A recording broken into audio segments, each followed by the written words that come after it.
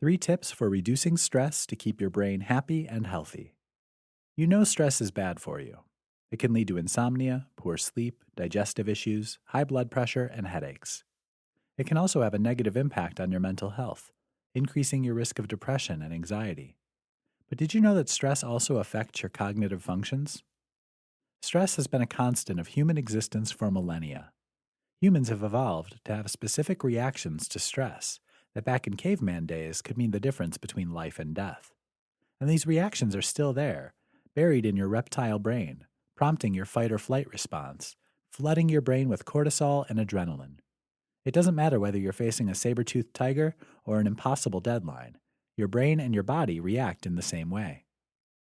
Unfortunately, the demands of modern life mean that many people are dealing with chronic stress, keeping those cortisol levels high, which leads to a greater risk of reduced cognitive function, poor memory and retention, or even dementia.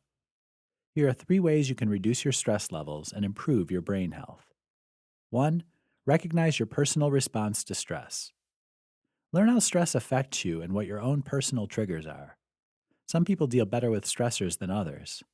Notice your physical, emotional, and mental health symptoms when you're experiencing stress. 2.